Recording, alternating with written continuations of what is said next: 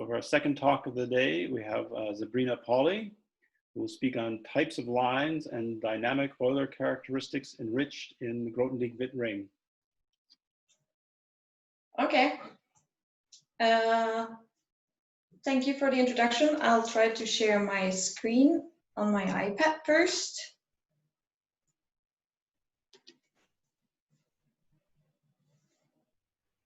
Okay, great. So here's the title. Types of lines and dynamic Euler numbers. Oops, I forgot enriched. Enriched in Grothendieck-Witt of K. With other words, today I will present to you how to compute a bunch of A1 Euler numbers, because that's what I did in my PhD thesis, and I will defend it next week. So this is like a practice talk for this. So let me introduce A1 Euler numbers.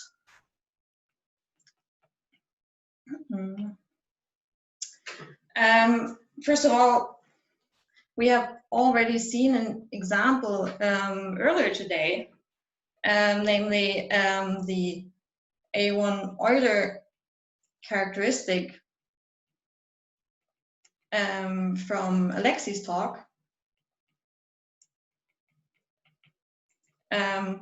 Is the A1 Euler number of the tangent bundle.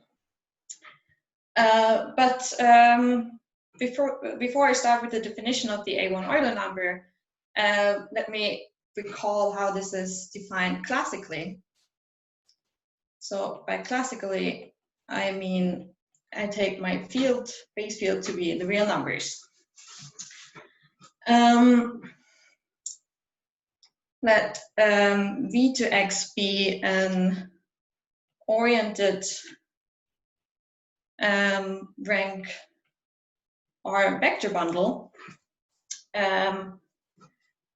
That then we have a Tom class U in HR V comma V minus S0 of X, where S0 is the zero section.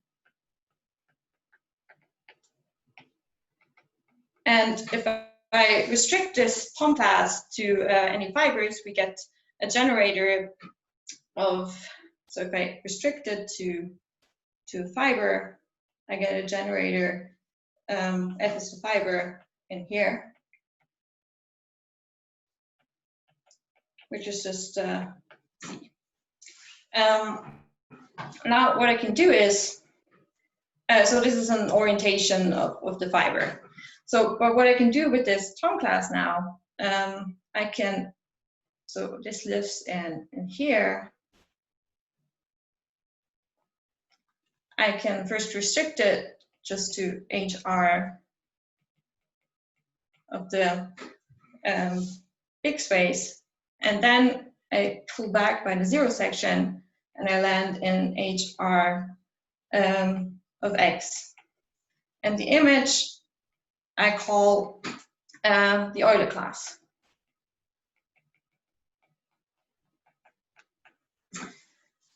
So now let's consider a special case. So if X is oriented, smooth, connected, closed R manifold, so R being still the rank of our vector bundle,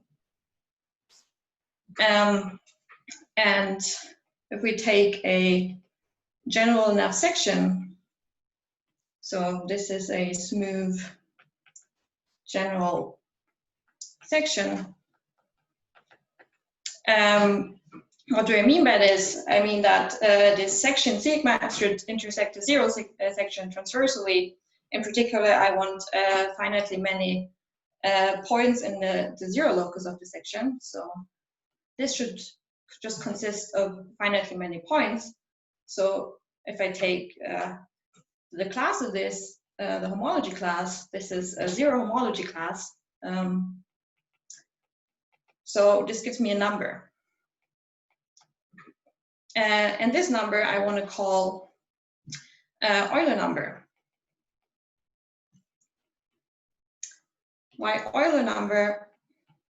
Well, it turns out that this here is just the Poincare dual of the Euler class. So let me denote the Euler number by N and the Euler class by E.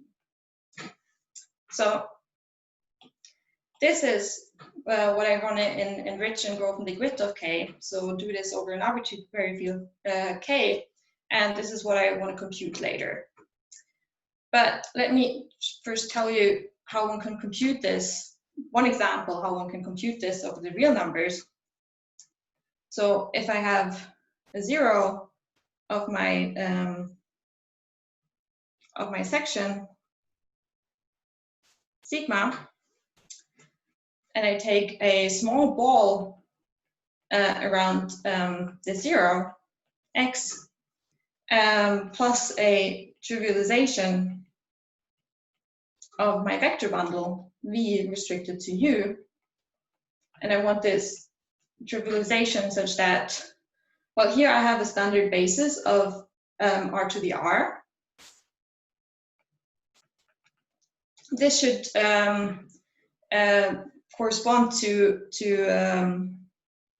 but my orientation gives me a distinguished basis representative of each fiber, and this isomorphism should map out my standard basis to this distinguished basis, because then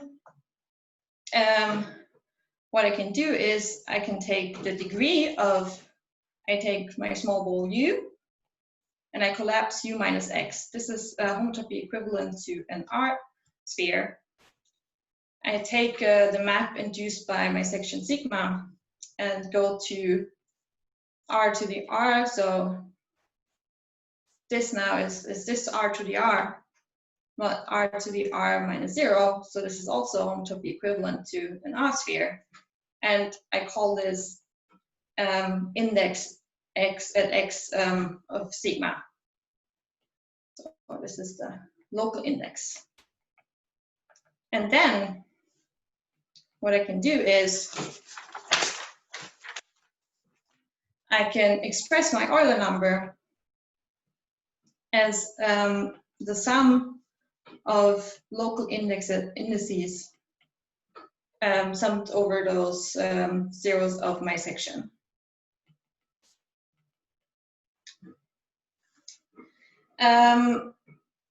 Right, so let me just remark that we have already seen something similar in Jake's talk on Monday. So in Jake's talk on Monday, Jake defined the degree of a map between two schemes, but this also comes from topology. So this result is now for manifolds, but this also holds for a map between smooth schemes. So recall from Jake's talk that the degree of this map, F, and now F was a map between, let's say, smooth schemes, and there were more assumption on it. But this could also be expressed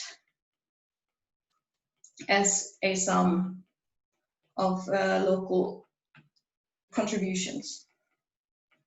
So the easiest example is just if x and y are both s to the r, then we recall from Hatcher that we can express the degree of f, the Brauer degree of f, to be the sum of local Brauer degrees. Okay, and I want this to be the definition of my A1 Euler number. So I take this now as a definition, because this degree, which is the Brauer degree, but we have an A1 version of this. So let me write this down. A1 Euler number. Of course, you can also define it in different ways, but for today, this is our definition. So the idea, as I said, is replace the Brauer degree by the A1 degree. So what we get then is an Euler number over arbitrary fields.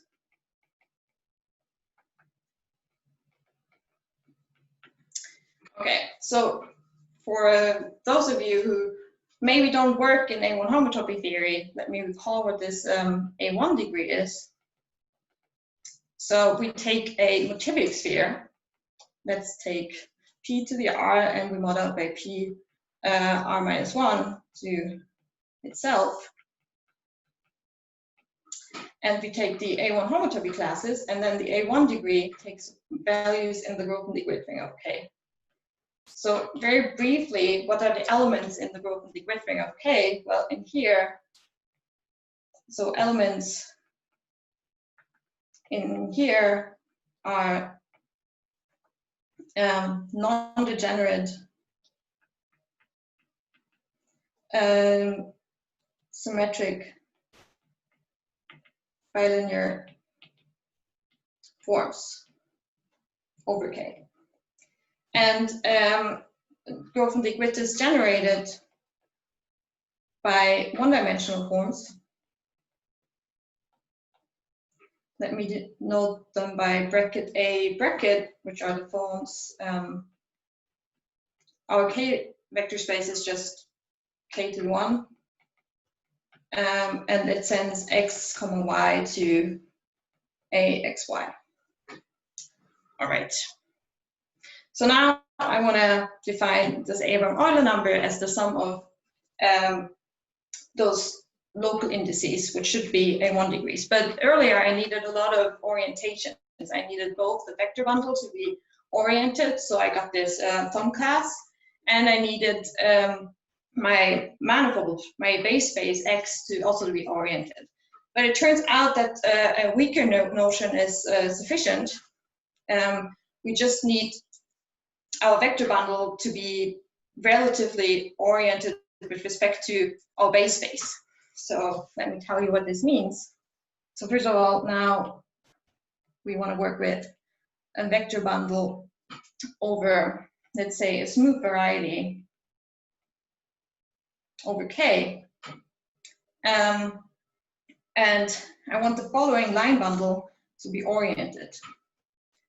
I take the Hom bundle of the determinant bundle of the tangent bundle of X to the determinant bundle of B. So I want this to be oriented. And over the real numbers, an orientation would be an isomorphism to the trivial bundle.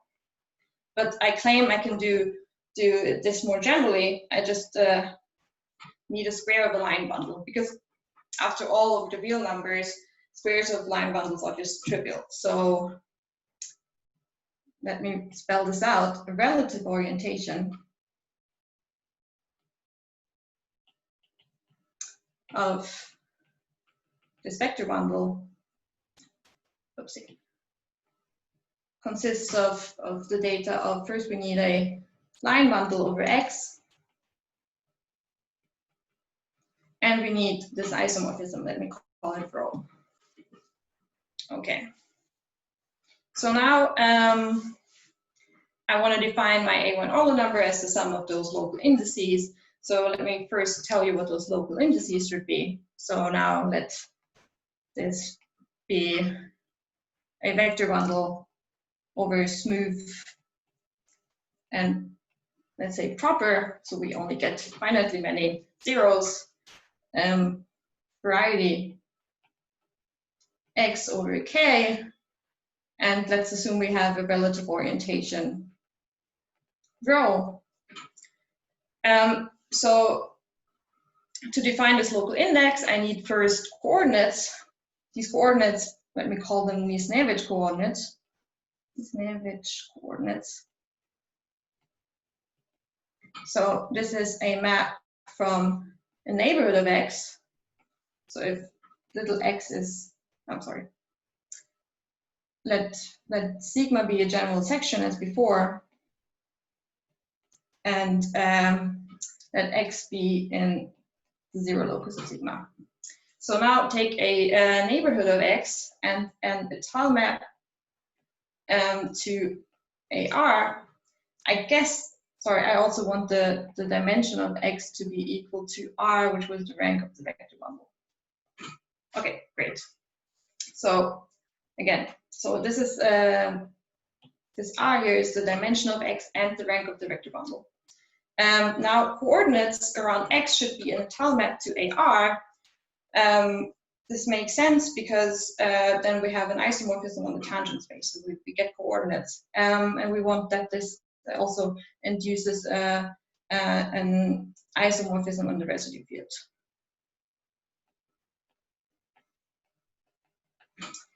And the other thing I needed is a trivialization. So let's take a trivialization of V restricted to U. So this is an isomorphism to U times A to the R. And this should be compatible with this relative orientation data I've just defined here. So what does this mean? Well, as I already said, that is that this those coordinates here, this psi, give me coordinates. So what we get from this is an element of the determinant bundle of the tangent bundle, and this trivialization gives me an element of the determinant of the vector bundle. So in all with this isomorphism here, we get something in L tensor with itself, and we want this here to be a square. So something like little L tensor little L.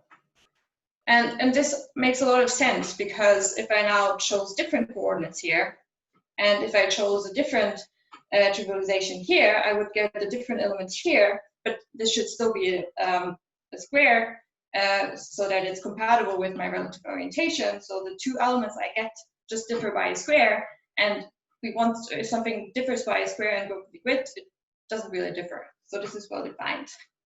And now I can define my local index as before. So the local index should be the following thing. It should be the A1 degree of the following. As before, I can take U and I mod out by U minus X. Let's, for simplicity, assume that the residue field is just K. Then by homotopy purity, this is the same as AR minus 0, but this is just PR minus 1. So this is a motivic sphere. And then I want to map to AR minus 0, which comes from this trivialization here. And now if K of X is separable over K, what I can then do is I just let the index at X be the trace of what I got before by just base changing to the to K of X. So the index where I base changed everything to K of X. All right. And now I can finally define my A1 Euler number. So definition, this goes back to Jesse Kass and Kass and Wickelgren. Let's define our A1 Euler number as follows.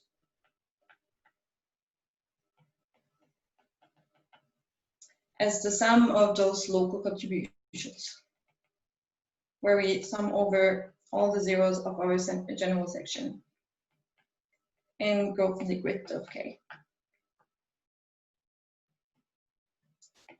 And by a theorem by Tom Bachmann and Kass and Wickelgren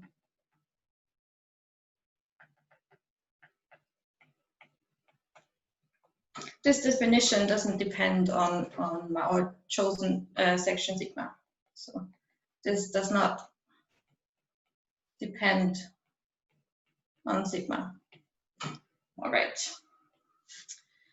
So I said that I wanted to compute several of those Euler numbers. So let me tell you, first of all, how to compute those local contributions. So computation.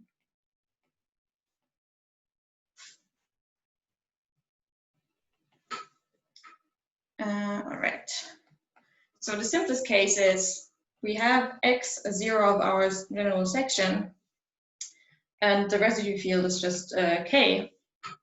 Then what we can do is we get a map from our neighborhood around x to the restriction of the bundle, and this is just sigma. We identify this with u times AR, and then we just go to AR. So this composition is just our polynomial functions. And let's assume that j of x, which is the Jacobian element, so I take the partial derivatives with respect to my coordinates, so those here are my coordinates.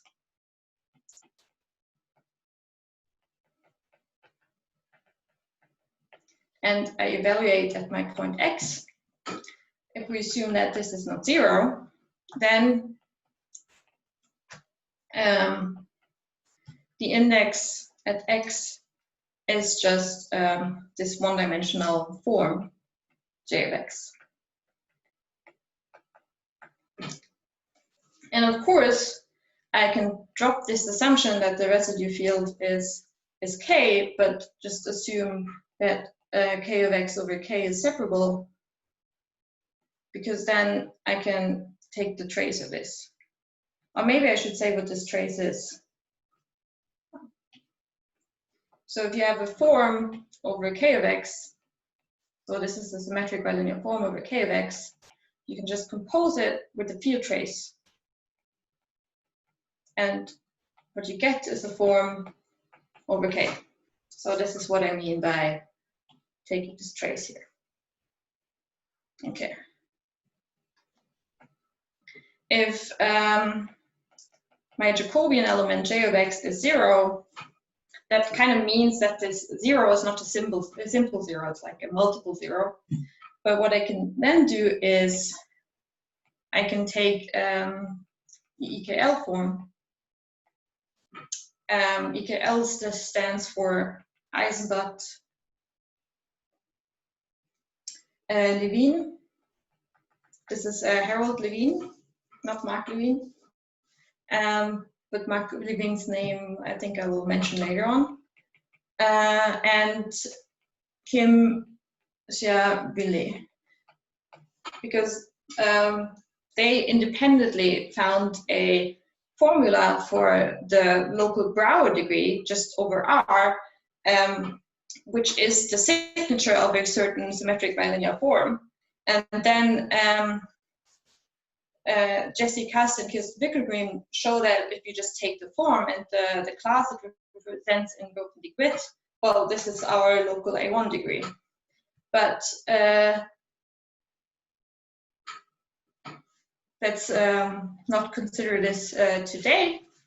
What I want to do now is look at another different case, namely that all my zeros are contained in a neighborhood. And this neighborhood is actually isomorphic to AR, such that so if AR is spec k x1 to xr, such that this algebra here, k x1 to xr over f1 to fr, so what are those fi's? Well, those are just those guys up here. Let me call this E. let's assume that this one here is finite and étale. What does this mean? Well, finite just means there are finitely many points in my zero locus. And étale just means there are no double zeros. So actually, this E will be the product of some field extensions of K. So this is a separable field extensions. Because then what I can do is I can compute this Euler number as just a trace from this étale algebra over K, because there's also a trace of E over K of J, where J is again just the partial derivative, the determinant of the partial derivatives. Right. Oh, I think I forgot the determinant up here. Sorry. All right.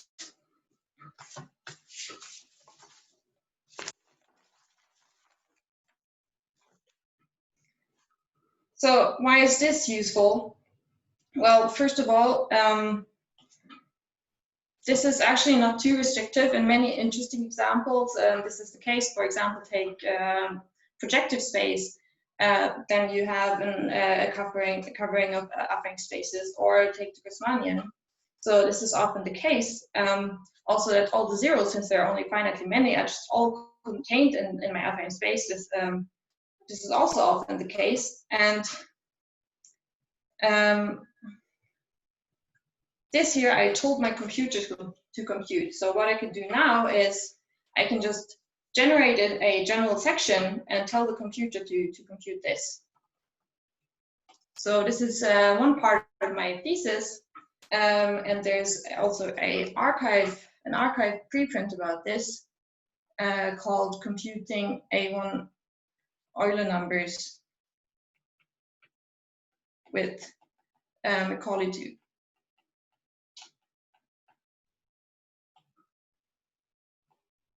Okay, and let me first mention a theorem before I tell you how to compute them.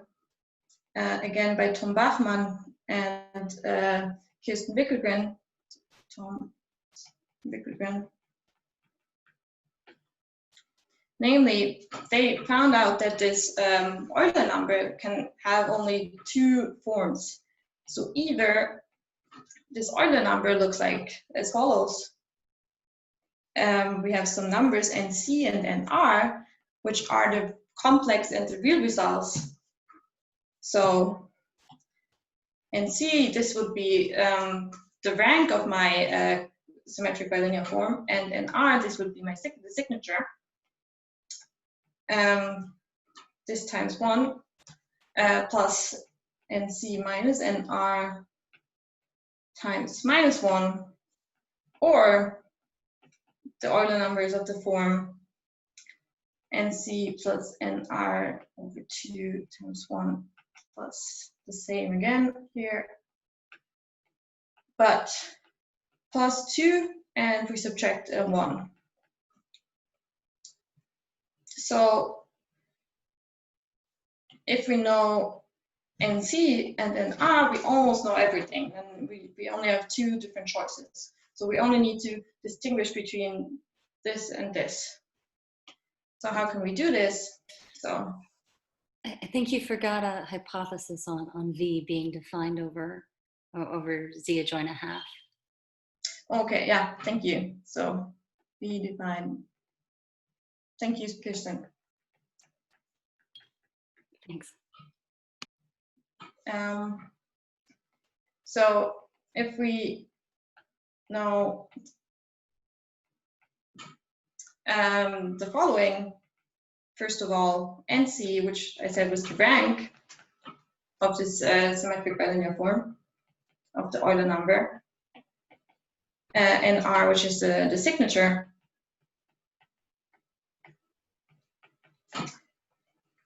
And let's say some discriminant, and we don't need, we just need to know it over some finite field, because the computer likes it better when the field is finite. Then you can compute it easier than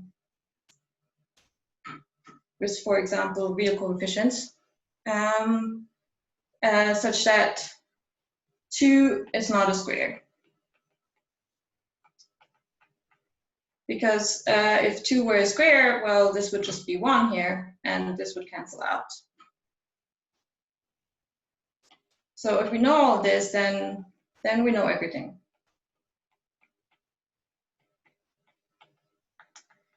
Great. So let me tell you how to find this data. So assume, as in the last case earlier, that my zero locus is contained in some neighborhood which is isomorphic to affine space. Then, well, the rank, this is just the k-dimension of E. And E, remember that E, this E here, this was k x1 to xr, which were our coordinates, over f1 to fr, which was basically a sigma, or section sigma. So this here comes from sigma. Right. So for the signature, what you want to do is just take the signature of the trace of E over R. So now let K be R, of J, and also just tell the computer to do it. For example, just look at the eigenvalues of the matrix. And for the discriminant, take your favorite finite field where 2 is not a square, and compute the discriminant. So just take the discriminant of, so now K is some, let's say, FP, and 2 is not a square in FP.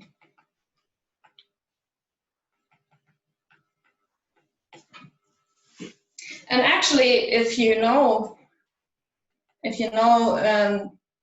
this decomposition of E, I said this was a product of fields.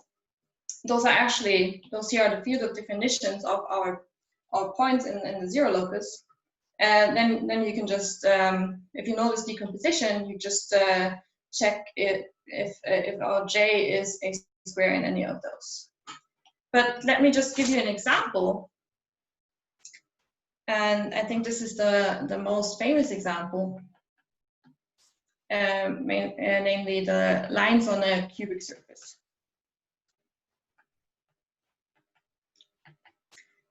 And I'm not the first one to compute this, so let me give some credit to Jesse Kass and Kass and Wickelgren again.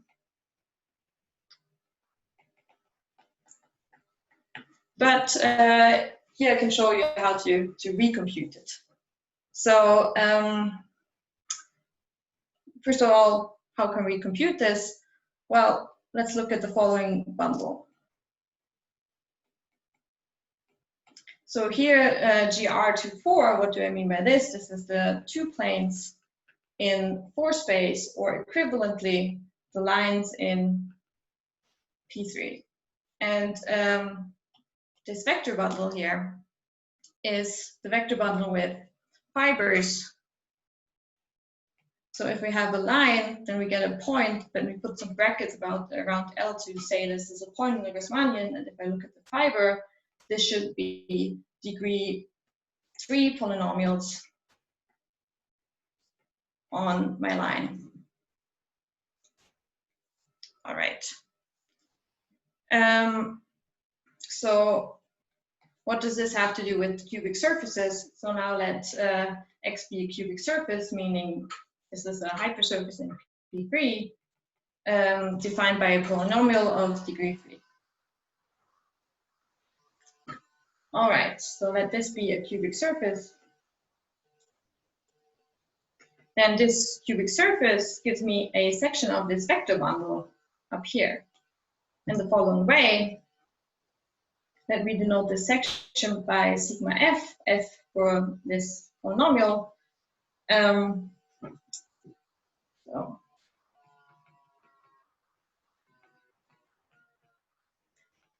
we send a point in here to the restriction of f to L. So we automatically get a degree 3 polynomial on L. And now we can easily see that we have a 0 if and only if the restriction to L is actually 0, but this just means that our line L is on our cubic surface. So this Euler number of sim3 as dual of this bundle counts lines on cubic surfaces, at least when there's general enough. So now I want to show you how you can do this with the computer. So let me switch. Now I want to share my screen here. Great. Okay. So the prime I've chosen is 83. So I'm doing it over f83 for the simple reason that 2 is not a square in here, and it is not too small. So if I generate just a random polynomial, it will be general, and it's not too big, so it fits on my screen. So that's why I chose 83. And here's my code to compute this element of Grothendieck-Witt. So just let me show you how this works. So let's generate a random polynomial of degree 3. This is it. And now I can apply this code.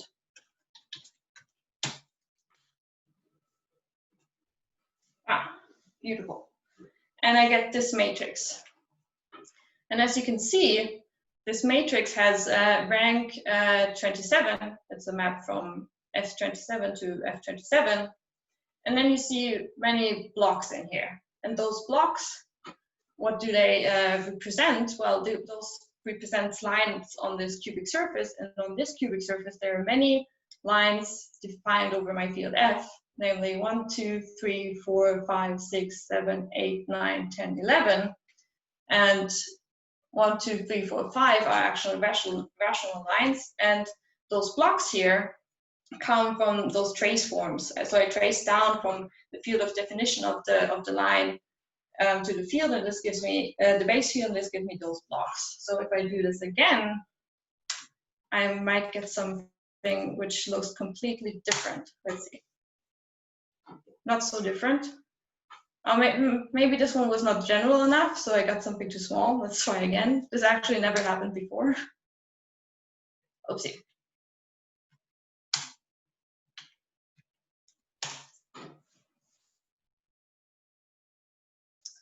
Okay, great. So here I have fewer lines, and here we have some really big field extension. And now I can also check for the discriminant. How do I do this? Well, I take the determinant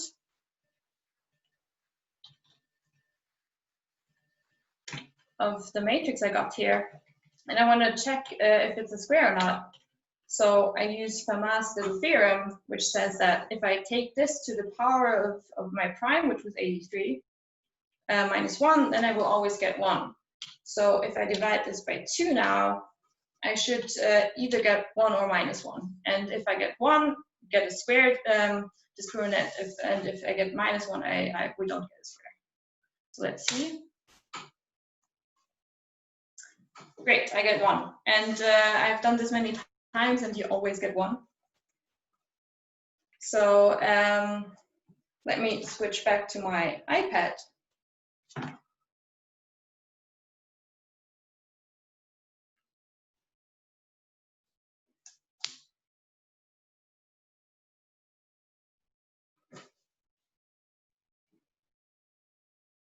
Okay, so now we've seen that the rank was 27 and this discriminant was 1. And I have also done this with real coefficient and counted positives and negative eigenvalues. So then you can see that the signature is 3. And then you can check then that there's only one possibility for the Euler number, namely 15 times 1 plus 12 times minus 1 in Grothendieck-Witt of K. And this is nice because if we take the rank, yeah, okay, we've seen this. The rank is the 27, and this is the classical count over the complex numbers. And if we take the signature, or if we compute the signature, this is the classical real count of lines on a cubic surface. Okay.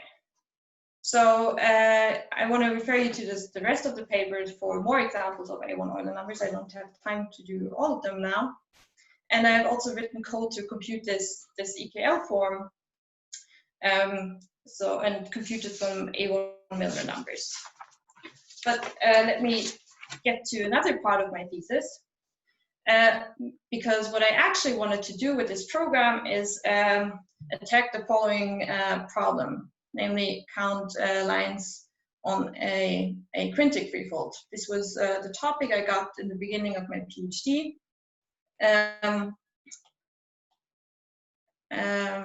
Right, so this works as before. Now I take sim5 S dual over the Grossmannian of lines in P4. So this is lines in P4. And here the fibers look as follows. Those are degree 5 polynomials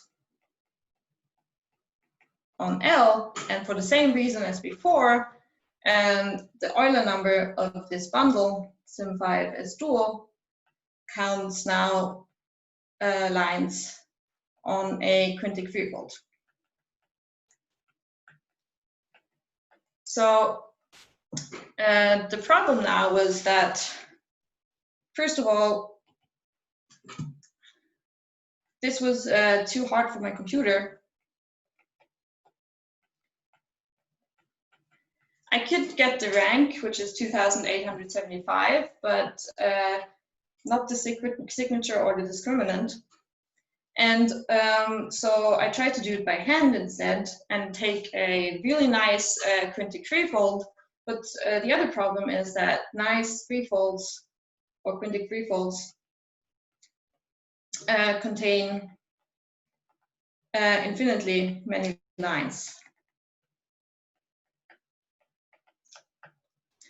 So I had to come up with something different. So what I did is I defined something I called the dynamic Euler number.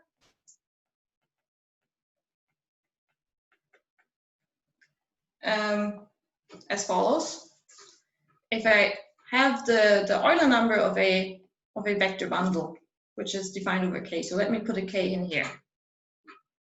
This is an element of Grothendieck-Witt of K. What I can now do is I can inject Grothendieck-Witt of K and Grothendieck-Witt of KT, so the field of Laurent series in T. And what happens then is that this Euler number here maps to the Euler number of the base changed vector bundle. So the whole idea is now let's compute in here and then figure out what this is from our computation here. So I call this one here dynamic Euler number.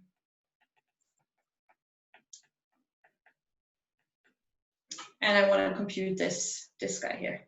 Yeah, you might think now this makes everything more complicated, and why does this even deserve a name? But it turns out that it actually simplifies a lot of stuff. For example, classically, I found many examples of, at least 2 examples of quintic threefolds where someone describes the lines of deformations on them. One as follows. There's a paper by Albano and Katz, over the complex numbers, where they study lines on the Fermat quintic threefold. So Fermat quintic threefold. All right. So what do I mean by this? I take x0 to the 5 plus x1 to the 5 plus x2 to the 5 plus x3 to the 5 plus x4 to the 5 in P4. But as I already said, that there are infinitely many lines on here. So lines on here are, look as follows. That's what the Albano and Katz find. U minus theta U AV EV dV. Let me tell you what all of this is. So U and V are the coordinates on the line. Theta is a fifth root of unity. And A and B and C are such that A to the 5 plus B to the 5 plus C to the 5 is equal to 0. And then you can check that these lines actually lie on our Fermat quintic threefold here, because, well, U to the 5 plus minus theta U to the 5, this gives me 0. And summing up AV to the 5 plus BV to the 5 plus CTV to the 5, because this equality, we get 0 again. So those lines all lie on the Fermat quintic threefold, but there are infinitely many because I have infinitely many choices for A, B, and C. So if sigma is F is this section induced by this, defined by this Fermat quintic threefold, so let me call this equation here big F for Fermat, then the zero locus consists of 50 components, which are degree 5 curves. So why 50? Well, 50 is equal to 5 choose 2, because this U and minus theta U I could put anywhere in here. So I have a 5 choose 2 times 5, because I have 5 different roots of fifth root of unity. All right. Quick question: did those curves intersect, or are they disjoint, or? Okay, great question. So some of those intersect transversally, not all of them. So locally, you would get a picture like this here. Well, like, I mean, what could happen is you get U minus theta U V minus theta prime V. This would be an intersection of two curves, because you could have the A, B, C here or A, B, C here, and those two curves. Is that clear? Yep, thanks very much. Okay, great. But yeah, so Albano Katz study deformations of these curves and this zero locus. So what do I mean by deformation? Well, let xt be this here, the zero locus of f plus tg. So f is still our Fermat equation plus tg plus t squared h, and so on and so forth, equal to 0 in P4. And Albano and Katz study what lines deform with this deformation here. Oops. This deformation here, and they find the following. So lines in the intersection of two components. We've just seen an example, deform with multiplicity 5. So this is still over the complex numbers. So what does this mean? Well, I've already said that, so if this is here the T line, I've already said that locally, two of those components, which are curves, intersect transversely. So locally, this looks like a cross here over 0. maybe make this cross a little bigger. Okay, this is one cross. And then what this means is that over another different t not equal to 0, 5 lines actually limit into this one line in the intersection. So 1, 2, 3, 4, 5. Okay, and then they find that on each component there are 10 lines that deform with multiplicity 2. So on each of those components, let's take this, for example, this point here, there are two lines going in here. So what I've basically calculated in the paper, which is also on our archive, is that when the characteristic of K is not equal to 2 or 5, then this still works. So this is still true. So what do we get from this? So Abraham and Katz found those multiplicity 5 lines. You can do some combinatorics and find that there are 375 of those. And then they find 10 lines with multiplicity 2 on each component, when we have 50 of those. And what we get is 2,875, which is the count of lines on the quintic threefold. So now I've done this. A small, you meant characteristic not equal to 2 or 5. You said it, and then thank you. Thank you. Yeah, this is important. Thank you.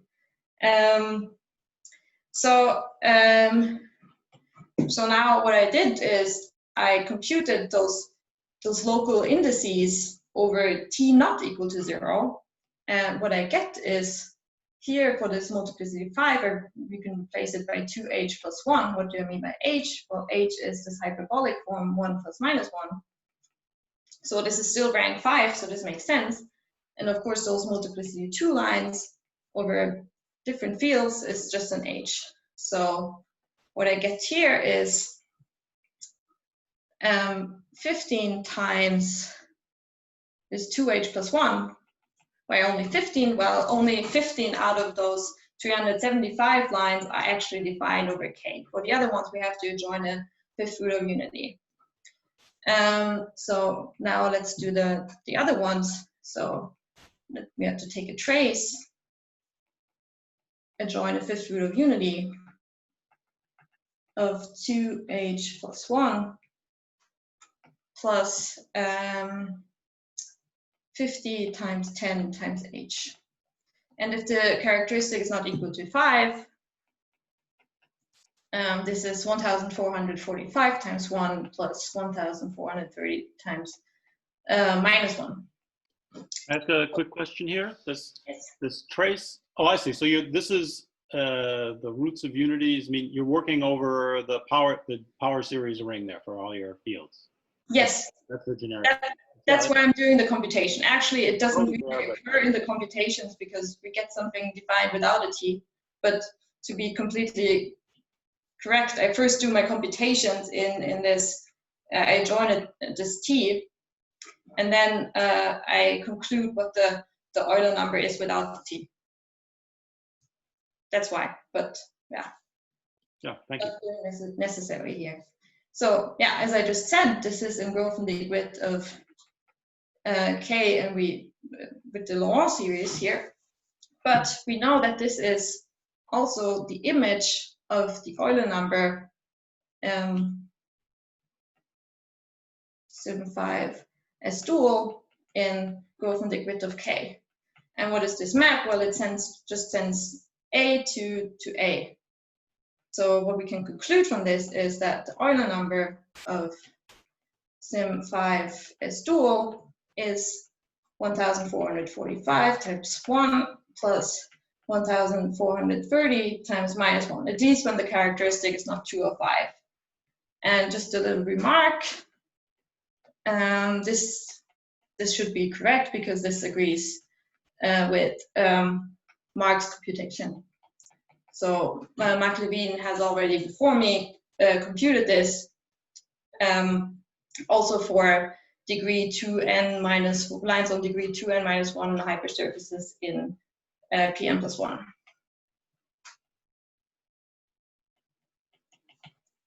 So this approach works. I have 5 more minutes to finish. Great. So another question I got asked is, well, now I have computed this Euler number, what does this actually tell me? So, and this was also in my title of the talk. So types of lines on a quintic threefold.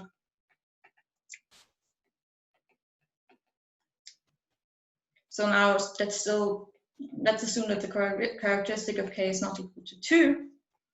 And what I want to do now is I want to answer the question, what geometric information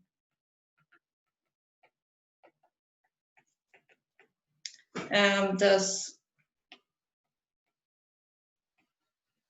this index of a line on a quintic threefold contain? So what does this actually tell me? And here's the answer.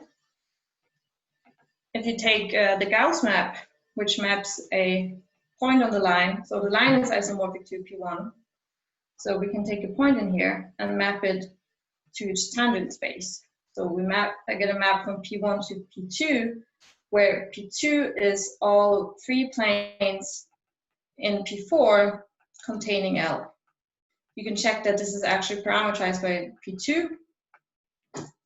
So what we get is a curve, a rational plane curve, and this plane curve is of degree 4.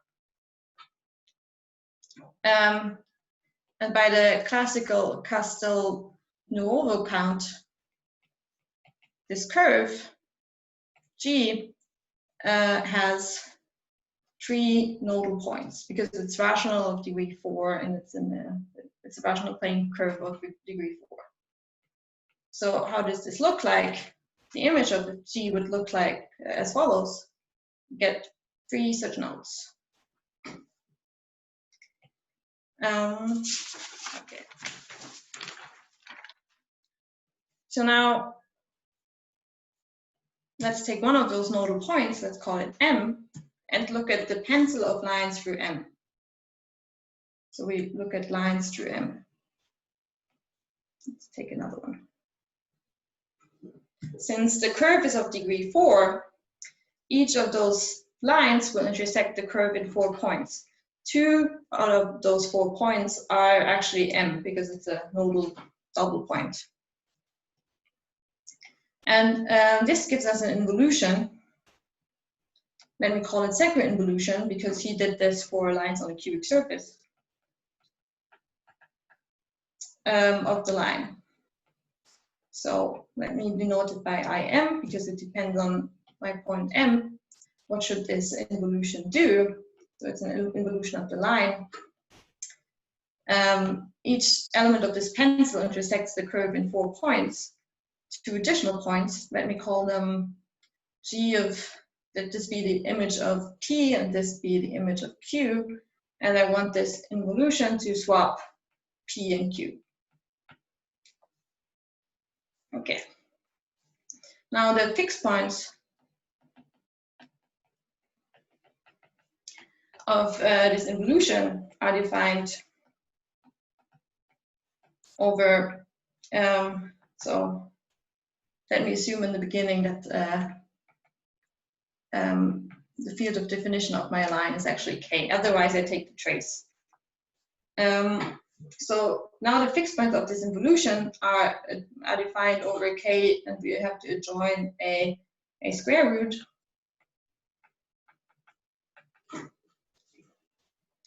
And then let me define the type of the line, L, to be the product of those alpha M. So product M is a nodal point of G alpha M in Grothendieck-Witt. Okay. And then this turns out to be this geometric information we were looking for. So theorem, the type of L is equal to this local index in Grothendieck-Witt. At least when the field of definition of the line is the base field.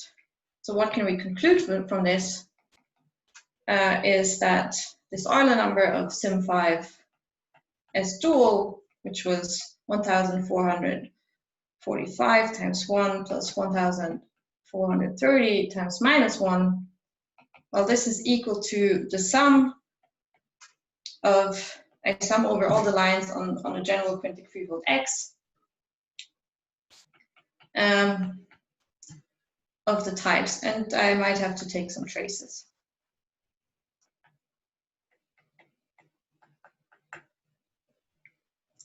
Okay, let me finish with some remarks. So the first remark is that the type of a line on a cubic surface is also defined via one of those Segre involutions, but only one.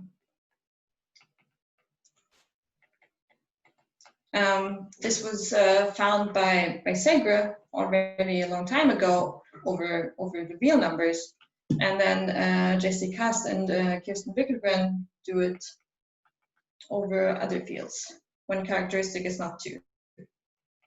Because if characteristic were 2, then we wouldn't have this involution. Not 2. And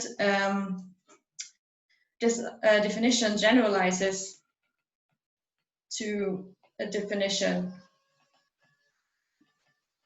of a type of a line on a degree 2n-1 hypersurface in Pn+1. See, for example, work by Finashin and Kharlamov, where they define this over the real numbers. Okay, I think my time is up, so that's it. Thank you very much. Okay, thank you very much for a lovely talk. Are there any questions? I have a quick question. Sorry, I missed the very beginning of your definition of the type. So how did you get this map again? Can you say it one more time? Oh yeah, I'm sorry. I was like rushing a little bit because I only had 5 minutes. So map. What's the P2 and? Yeah. Okay. So let's go back here. So we can take our line on a. Maybe I should also say this. So L is a line on X, which is the 0 locus of F is equal to 0 in P4. So L is isomorphic to P1, and then I can take the Gauss map. So this is the Gauss map. What does the Gauss map do? It maps a point on the line to its tangent space in X, because this is a free plane. You can identify it with a free plane in P4 containing L, and if you look at how you can parameterize free planes in P4 containing L, what you get is a P2. Just for example, put the line, assume the line is the 0 locus of x0, x1, x2, so the last 2 coordinates are the coordinates on the line, and then you have 3 coordinates which you can play with, so this gives you a P2. Mm-hmm. Yeah, and this map here gives you this curve. So the image of this map is this degree 4 rational plane curve, which has in general 3 nodal points, which define those involutions. And for the cubic surface, for example, if you do the same thing, you would just get a map from P1 to P1 of degree 2, and then you find this involution in the same way. Yeah. Is there a nice meaning? I mean, that if you take one of these three planes, then you get what, a degree 5 surface with a double point. E. And so what is the meaning of the nodes? It's where that has 2 double points or something? Is that the? So, okay, so let's take, I think you want to take an element in here, which is a 3 plane. Yeah. Yeah, so let's intersect this 3 plane with X. So you get a degree 5 surface. Right. And if So, it's a tangent plane, it'll be singular at the point P, I guess.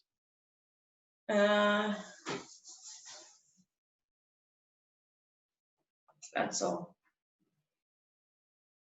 Okay, but is there a meaning for the nodes? What are the nodes telling us? Here's what I can tell you. Maybe you're right. No, I don't know. Here's what I can tell you. So now let me give this a different name. Let me call this Y. So now you have a degree 5 surface. What you can do is you can intersect this degree 5 surface with a 2 plane. Well, let me give this a different name, Q. So and then what you get is our line. What you should get is you should get a line and a degree 4 curve. Oh, okay. And now if you can intersect this line with the curve again, and what you will get is 4 points. 2 out of those points will be in correspond to those guys here, and the other ones will be those 2. So intersecting this with Q is like this line here. And okay, so this is PQ, and I don't know, the 2 points that map to M. Oh yeah, okay. So yeah. Good. Okay, thanks. Some other questions?